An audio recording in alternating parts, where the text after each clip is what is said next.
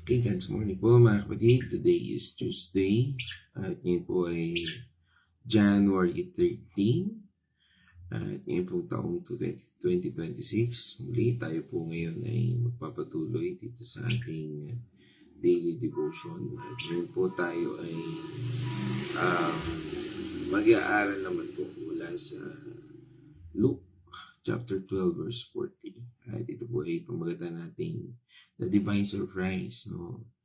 Cultivating readiness for Christ's unexpected return, yung pagbabalik ng ating Panginoon Kristo. Ano nga ba itong talatang ito? At bakit kinakailangan po natin na maging handa sa lahat ng panahon? At ngayon po, sa atin pong pagpapatuloy, tayo po ay muli sasamahan ng aking partner, no, para po sa tayo ay samahan at tulungan, no, sa ating pagbabasa ng Biblia.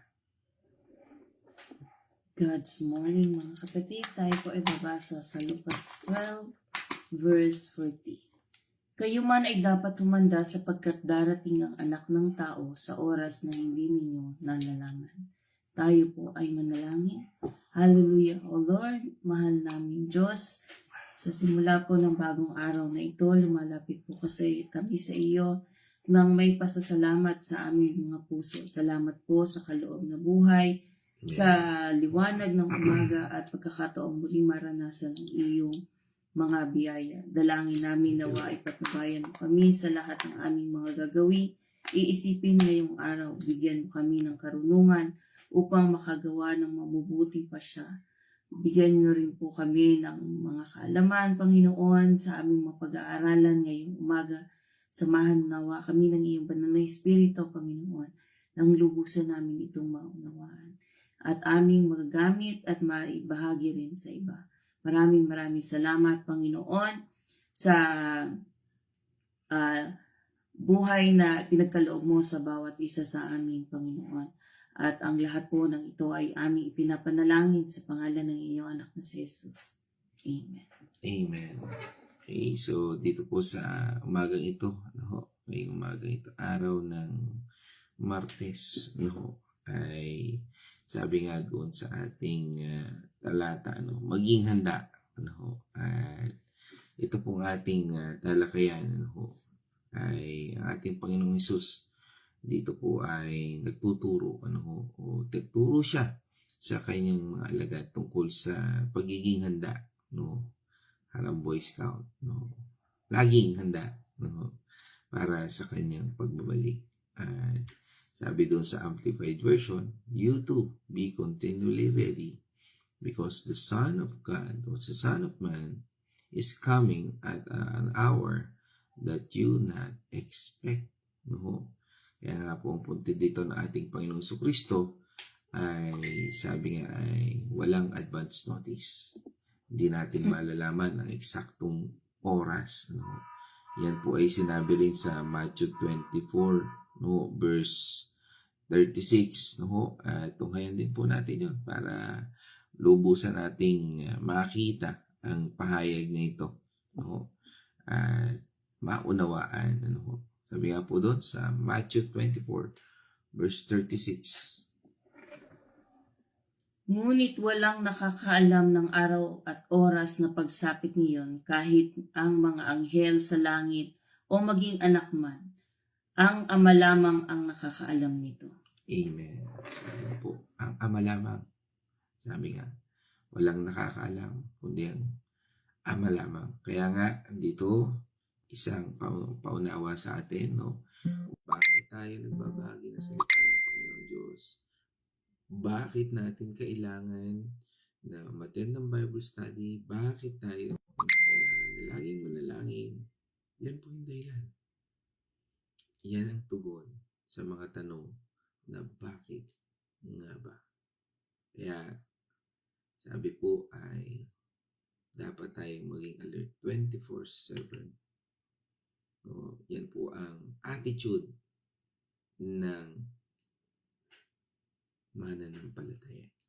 Dahil kung ikaw ay tunay na mananampalataya, Yan ang attitude mo. You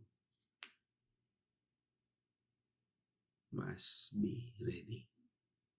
Sabi nga, doon sa title natin, Divine Surprise. At bakit ito Divine Surprise? Sabi nga, hindi ito plot twist. Ang pagbabalik ng ating Panginoon sa Kristo. Again, ito'y katuparan sa pangako ng ating Panginoon Diyos. Kabilang sa pangako ng ating Panginoon Diyos. Ayon nga po sa isang theologian, si R.C. Sproul, ang unexpected hour daw po ay hindi dahil nagugulat ang ating Panginoon Diyos, kundi dahil sovereign ang kanyang timing. Sabi nga po yan doon sa Acts 1 verse 7. Sumagot si Jesus, ang mga panahon at pagkakataon ay itinakda ng Ama sa kanyang sariling kapangyarihan at hindi na kailangan pang malaman ninyo kung kailan yun. Yun. Kasi is sovereign, sapat ang bahagi na sinasabi ng Panginoon maging handa. Kasi alam niyo kung bakit, di ba? Lalo tayo mga Pilipino, maaga pa naman. Di ba? Maaga pa naman. Kulang na kulang tayo sa kahandaan. Kaya kung bakit laging nawikaan ng mga Pilipino na Filipino time, dahil doon sa ugali na yun. Andali, Pilipino lang ba? Marami. Maraming tao ang nagiging complacent. The word is complacent kung akala nila ang oras ay malayo pa. Tunay, sinasabi rin sa atin ng ating Panginoong Jesucristo na tayo ang Ama lang ang nakakala. Ang Diyos ang nag-iisang may hawak ng relo. Tandaan po natin yun sa kasaysayan. Kaya nga, kahit surprise sa tao, lahat ay ayon sa kanyang plano. Lagi nating tatandaan po yan. Dahil dito, kailangan po nating maging ready. Ibig sabihin po ng readiness na ito, we are active sa ating pananampalataya. Hindi passive waiting. Hindi yung tatimingan ko na lang. Pag darating na yung Panginoon yun, doon ako magiging active sa Bible study. Paano kung wala ng Bible study noon?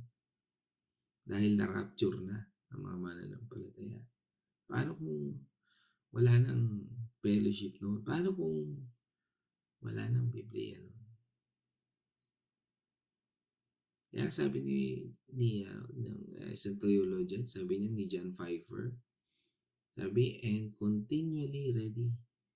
Dapat daw, habang nabubuhay tayo, maging lagi tayong handa. Ito yung pagpapakabanal araw-araw.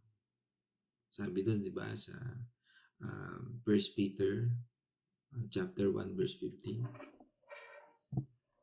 Dahil ang Diyos ang pumili sa inyo ay banal, dahil dapat din kayong magpakabanal sa lahat ng inyong ginagawa. Amen. Yan ang pagkapili sa atin ng Panginoon. Pagkatawag sa atin. Kahit tayo makasalanan pa. O kahit tayo nagkakasala. Hayaan nating baguhin tayo ng Diyos. Hayaan nating maranasan natin siya sa ating buhay. Kaya nga po, yan po yung sinasabi sa atin. Pagpapakabanal araw-araw. Sama na po dyan yung paglilingkod sa kapwa. At patuloy na paglago po natin o pagsalit natin sa ating relasyon sa ating Panginoon Jesucristo. Sa bawat araw ba tayo ay lumalago sa ating Panginoon? Meron ba tayong mga natututunan? Sa moment na tayo ay nagbabasa ng Biblia, sa moment na tayo ginagampanan natin ating mga tungkulin, ang Diyos ba ay kasama natin? Nare-realize ba natin ang bawat pagkilos ng Diyos sa bawat kaganapan sa buhay natin? Kung namumuhay tayo sa kasalanan o complacency, paano tayo magiging ready? Yan po yung tanong. Sa biglaang pagdating ng Diyos. Lalo na kung hindi natin alam ang salita ng Panginoon Diyos. Can we say, ready? Kung darating at the moment, this moment, ang Panginoon Diyos, masasabi bang handa ka na?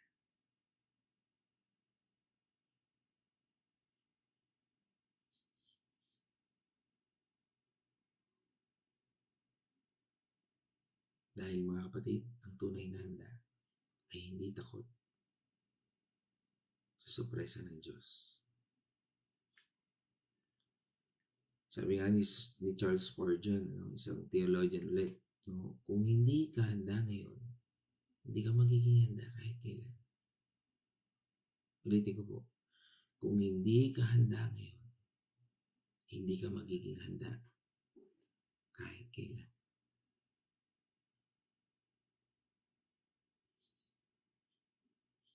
Ang readiness ay assurance ng kaligtasan at pagtitiwala na ang ating Panginoong Hesus ang tagapagligtas. Sabi po nga, di ba? Diyan ng John 3:16, popular na popular. Sapagkat gano'n na lamang ang pag-ibig ng Diyos sa sangkatauhan, kaya't ibinigay niya ang kanyang kaisa-isang anak, upang ang sino mang sumampalataya sa kanya ay hindi mapahamak kundi magkaroon ng buhay na walang hanggan. Amen. Sumampalataya. Ang sino mang sumampalataya. Pero sumasampalataya tayo. Iba yung naniniwala ka lang sa sumasampalataya. Dahil maaring naniniwala ka lang na may Diyos, pero hindi mo siya sinusunod.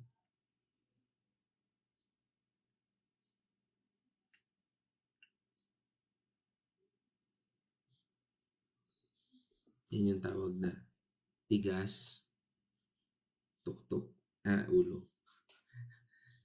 Kasi sabi ng nanay mo, ang tigas ng tuktok mo. Di ba? Ang titigas ng kukote nyo. Parang gano'n, di ba?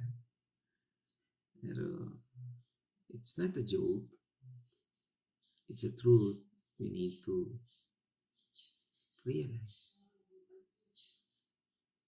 Kung tayo po ay totoong tagasunod ng ating Panginoong Jesucristo, o tayo ay tagasunod na ng ating Panginoong Jesucristo. Sabi nga po, pagdating niya ay blessed hope. Hindi po parusa.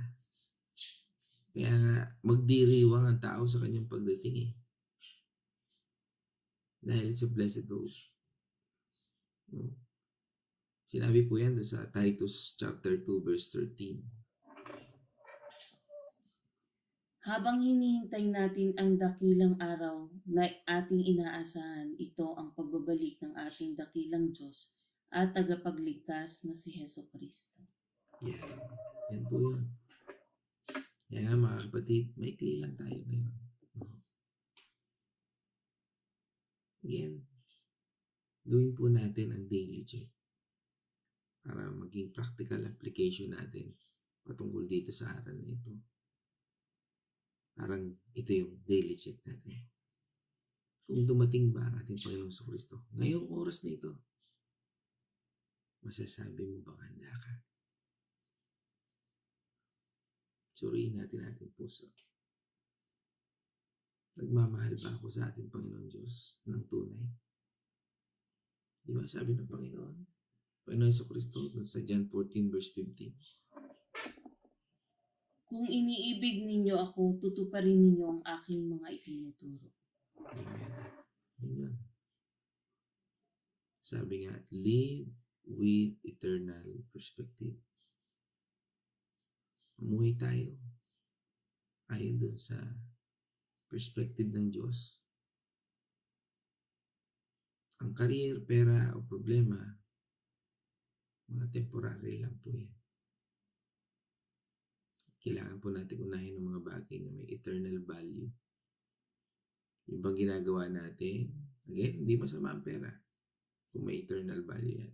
Hindi masama ang career kung may eternal value yan. Bakit? Basta paano yung career? O halimbawa, boss ka o ikaw ay may-ari ng business. Diba? Pwede mong simulan sa panalangin ang inyong gagawin.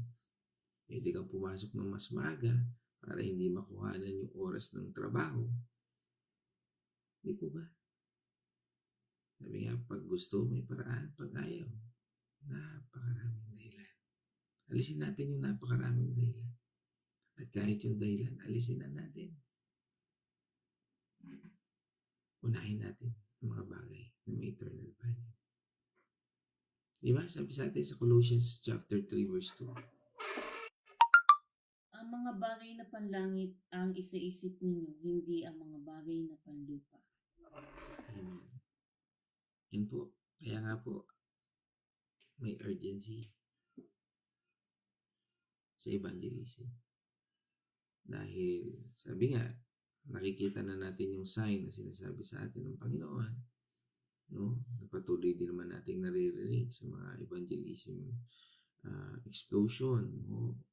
Diyan sa mga lansangan, no? Makikita natin yung mismo sa panahon natin, no? Kaguluhan, pagnanakaw, sa kaguluhan ng mundong ito, no?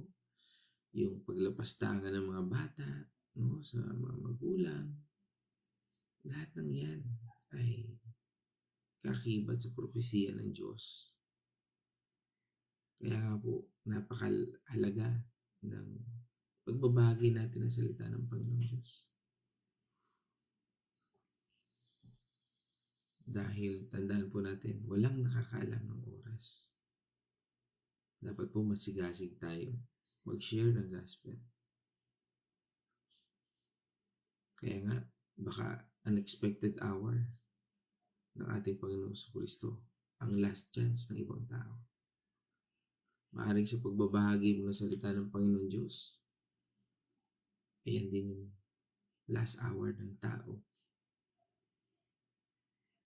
na napakinig niya ng salita ng Panginoon Diyos, na tinanggap niya ang Panginoon Diyos. Maaaring ang platform na ito ang gamitin doon sa mga taong yun. Maaaring ang buhay mo ang gamitin sa mga taong maaaring mawala na sa mundo ito. Kaya mga kapatid, it's a final reminder sa akin pong pagtatapos, may lang po tayo ngayon. Ang mensaheng ito natin, Panginoon Jesus, dito po sa binasa nating talata mula sa Luke chapter 12 verse 40 ay hindi para takutin tayo. Hindi po ganun ang Diyos. Dahil ang gusto ng Panginoon Diyos, ipaalalahanan po tayo na ang kanyang pag-ibig ay may kasamang responsibility. Tandaan po natin, hindi po natin kailangan takutin dahil may free will tayo. Kailangan po natin ay magising sa katotohanan at maranasan yung conviction mula sa ating Panginoon na tunay tayo magsisi at tunay na sumunod sa Panginoon. Alasin na natin yung last hour mentality. Ay, maaga pa naman. No? Yan, ang dami ko naririnig na ganyan. No? Kaya nga po sabi ng isang pastor, no, si Francis Chan, no, maaari na papanood nyo sa mga social media. No? He is also bold, very bold to share the gospel. No?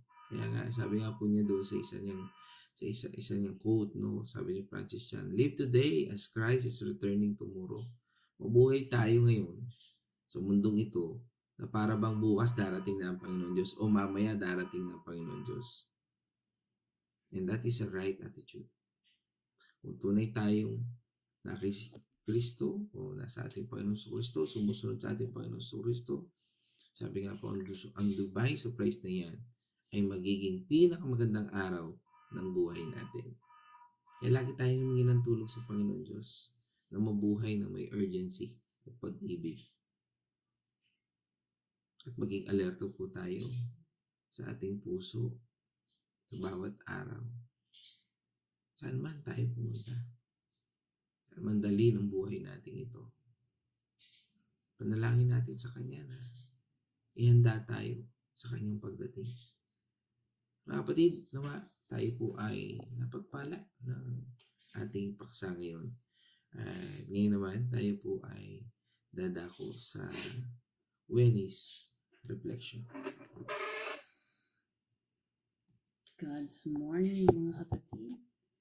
Dito po sa ating napag-aralan sa Lucas 12 verse 40. Ito po ay nagtuturo ng kahalagahan ng pagiging handa sa lahat ng oras para sa pagbabalik ni Jesus na tinatawag ding anak ng tao. Hindi natin alam kung kailan siya babalik, kaya dapat tayong maging handa para sa espiritual. Isipin na lang po natin na may darating tayong bisita na hindi natin inaasahan, pero hindi mo alam kung kailan darating. Isipin na lang po natin na mayroon tayong bisitang inaasahan, pero hindi natin alam kung kailan darating. Hindi po ba maglilinis tayo ng bahay o kaya maghahanda tayo ng ipapakain sa Kanya? Ganito rin po ang spiritual na buhay. Dapat laging handa ang ating puso para sa ating Diyos anumang oras. Hindi lang dapat handa, dapat din tayo maging alerto, parang security guard lang po na laging nagbabantay sa kanyang nasasakupan. Dapat nating bantayan ang ating isipan at puso laban sa mga tukso at mga negatibong impluensya. Gawin po natin ang tama kahit walang nakatingin. Maging tapat tayo sa Diyos at sa ating kapwa. Tuparin ang responsibilidad at ang ating mga pangako. Isipin ang kahihinatnan ng iyong mga aksyon bago gumawa ng mga desisyon. Tanungin muna ang sarili kung ito ay makakabuti ba o makakasama sa iyo at sa iyong kapwa. Gawin ang iyong makakaya para maglingkod sa ating Panginoon. Huwag maging tamad o magpabaya. Gawin ang inyong mga gawain ng may puso at sigla. Regular po tayong magdasal, magbasa man ng Biblia, umattend ng mga church o kaya makinig ng mga gawain na natutungkol sa ating Panginoon. Huwag po nating hayaang lumamig ang ating relasyon sa Diyos. Sa madaling salita po, dito po sa Lucas 12 verse 40 ay nagtuturo sa atin na mamuhay ng may pananagutan at pagmamahal sa Diyos at sa ating kapwa. So, yun lamang po. Maraming salamat po and God bless po sa inyong lahat. Amen. Praise God. At yun naman, tayo po'y dadako sa ating comment section. Ayan. Tayo po ay sinamahan ng ating kapatid. No? At pagbati rin natin ng happy birthday sa kanyang ang aming Kuya Ramil. Yan. At yan, pinangunahan po tayo mula sa Rian Saris family po. Kasama po natin si Sister Babes at siyempre ang Kuya Ramil dyan sa lugar ng Makati City. Yan. At pagbati natin sa kanilang mga anak. No? At sa buong kanila. Yan. Sa mapagpalang umaga po. No? At kasama rin po natin ngayong araw na ito ang aming kumari. Yan. Si Kumaring Len. Yan. At pagbati na rin natin sa aming kumparing Arthur. Yan. At syempre sa kanilang mga kiddos, si Pao and Jolene. Syempre sa aming inaanak din kay Tyrone and Janessa. Yan po sa Carmelite, no? San Pablo City. At yan, sinundan po rin yan mula po sa Bulaking Chao. Ito po ito yung mga kasama namin sa Bible study kagabi. Yan. Yan si Sister Babes. Yan si at itong sumunod natin si Night Gory Benaluz, no? At sa oras na ito, no, ay nais nating batiin mula dyan sa Bulaking Chao, siyempre si Night Gory Benaluz, si Kuya Chris Artillaga, Ate Marta Artillaga, no, at pagbati na rin natin sa Kapus Benaluz, Malasmas, Silang, ano, at siyempre Artillaga family. Yan dyan sa pangunguna dyan nila Kuya Chris, no, Artillaga, Ate Marta, at Nanay Gory. Yan dyan sa lugar natin dyan, sa ating church dyan sa Bulaking Chaong.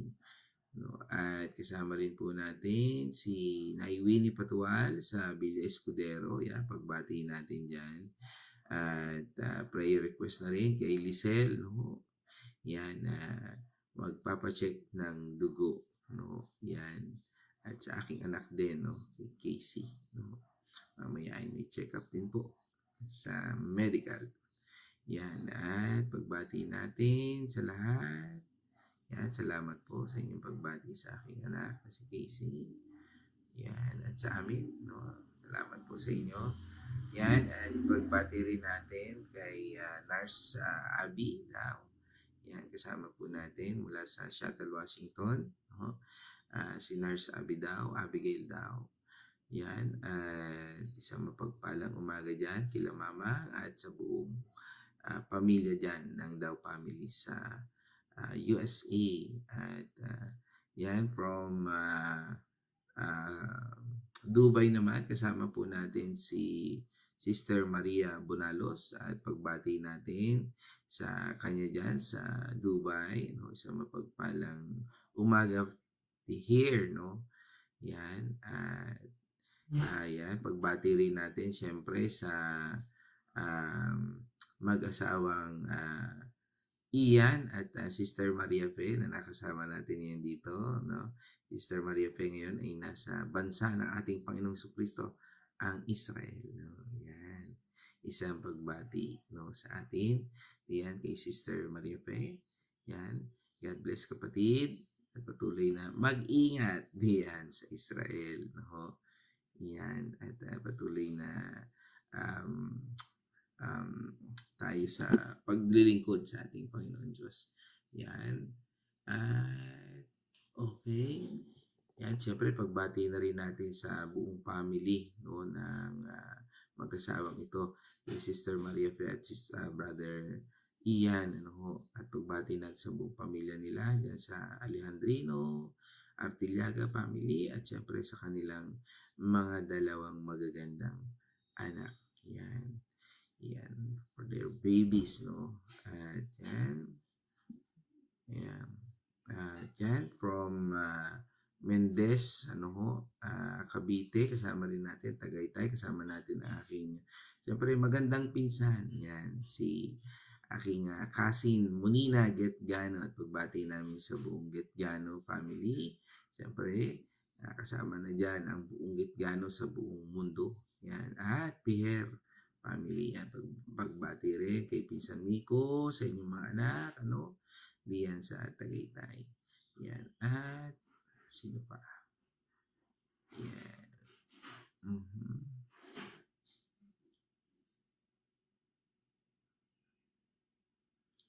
Kagalingan sa pagkahilo ni Sister Nella. No, ba't kaya nahilo si Ate Nella? No? Ayan, check up din po. Ayan, pag-ingat, mga nagdadrive, yan. Nawa po ay maging clear ang resulta ng today kung KCI. Salamat po, Nay Marta. Yan, at syempre pag-pray din natin ang lab test ni Sister Lizelle, no? Yan, at pagbati rin natin sa aking magandang nanay. Yan, sama rin natin si Corazon Getgano Mercado, dyan po sa Santa Rosa, Laguna. Yan, God's morning, ma. Yan, at yan, kagalingan ng ubo ni Lizelle. Yan, pag-iingat kay, yan, sa mga apo ni Nay Winnie. Yan. At syempre kasama rin natin ang aking pinsan dyan sa Alamada, si yan, si Cousin Lilibet Chua. Syempre pagbati na rin natin dyan sa Getgano family, especially kay Uncle Sid, no? At kay Mamang Didi. Yan. At yan, kay pagbati na rin natin sa Pios family dyan sa Bacolod, no? City, yan, sa pangunguna ni Kuya George at ng buong pamilya. Sa mapagpalang umaga sa iyo, Kuya. Yan. Okay. Yan, kagalingan din po sa ubo at sipon, no? Kay Brother Johan at sa kanyang baby, no? Yan. Okay. Praise God pa. Thanks, Lord. Praise God po. At yan, pagbati din natin kay Sister Barbie Tatel, no? Yan, from Tulirik, no? Lipa, Laguna. Yan, yan, thank you, Lord, sa nalalapit na anniversary ni na Pastor Ed sa Pila, Laguna. Yan, sa February 7, tama po ba? Yan, okay. Sa Tulirik, church, dyan po sa Lipano sa pangunguna po ni Pastor Eds Dian ay yan, advance happy anniversary po. First anniversary po. Yan. At yan. Happy birthday, sabi po ni Sister Abigail kay Brother Ramil. Yan. Yan. Okay. At yan, kasama rin po natin ang aking kapatid from Santa Rosa, Laguna. Yan, kasama natin si Caroline Mercado. Yan. At kasama rin natin from Cavite, no? At sa Candelaria naman, si Daisy Mandigma at si Bernard Castillo Mandigma. Isang mapagpalang umaga sa inyo dyan at sa inyong mga anak. No? At patuloy tayo po, ingatan natin po ng Diyos saan man tayo, ano man ang ating mga ginagawa. And that's all mga kapatid, tayo po ay magtatapos na at tapusin po natin ito sa panalangin at ating purihin ang ating Panginoon Diyos. Tayo po ay manalangin. O manaming Diyos na makapangyarihan, banal na Espiritu at aming Panginoon tagapagligtas na si Jesucristo. Kami po ay nagpapasalamat, Panginoon, for this topic, O Lord, na iyong pinagkaloob sa bawat isa sa amin. Naniniwala po kami na ikaw ang banal na Espiritu na siyang nagtuturo, Panginoon, sa aming buhay. At salamat sa patuloy na your divine intervention, O Lord, upang mangyari, Panginoon, at maipahayag ang salita. Naniwala po kami na ikaw lamang ang pinakamagaling na guro, aming Diyos na makapangyarihan. At kami po ay nagpapasakop sa iyong banal na Espiritu upang kami, Panginoon, ay makatunghay, Panginoon, ang katotohanan na nagmula sa iyo. Kaya salamat po, Panginoon, sa oras at araw na ito, sa iyong tinalakay sa amin, Panginoon, regarding dito po sa Luke chapter 12, verse 40, na pinamagatan namin, the divine surprise, cultivating readiness for Christ's unexpected return. Lord, tunay, Panginoon, na ang buhay namin ay hindi namin kayang ipagmalaki o ipagyabang, O Lord. Kaya nga, Panginoon, turuan mo kami, Panginoon, na maging handa sa bawat oras at sitwasyon ng aming buhay. Turuan mo kami, Panginoon, na makalaya sa kasalanan, makalaya sa anumang tukso, Panginoon, at patuloy mo kaming gamitin, Panginoon, sa iyong kabasan. Tunay, Panginoon, na napakabuti mo dahil ikaw ang siyang aming gabay at patnubay at ang aming kaligtasan. Ikaw yung aming tulay at daan patungo sa kaligtasan ito. For this eternal, O Lord, na salvation, Panginoon. Kaya salamat, Panginoon, sa oras at araw na ito at patuloy naming idinadalangin ang sino mang may karamdaman, Panginoon. Ikaw ang Diyos ng kagalingan, Panginoon, at sa iyong pangalan, Panginoon. Kami, Panginoon, ay pinagaling mo na. Sa bawat resulta ng bahagi ito, Panginoon, ang ikaw po, Panginoon, ang Yeshua Mashiach, O Lord, the Lord and the Anointed One, O Lord, upang magbigay sa amin ng katugunan, kalakasan, kagalingan sa lahat ng area ng aming buhay. Kaya salamat, Panginoon, at kami magtitiwala, Panginoon, na ayon sa iyong oras, panahon, at sa iyong kagustuhan. Lord, kami po ay nagpapasalamat sa lahat ng ito at pinaniniwalaan namin. Ikaw ang Diyos ng kagalingan, ikaw ang nagpo-provide sa amin lahat ng pangangailangan, at ikaw ang Diyos na kailanman hindi kami iiwan o pababayaan man. Kaya maraming salamat, Panginoon, sa lahat ng ito. Sa iyo po ang papuri, pasasalamat, at pagsamba magpakailanman. Aming Diyos Ama, Banal na Espiritu, at ito po'y aming dalangin sa pangalan ng aming Panginoon at tagapagligtas na si Jesucristo. Amen and amen. Mga kapatid, let us shout the shout of victory. Christ has died. Christ has risen. Christ will come again. And together, we are for Christ again. God's morning, everyone.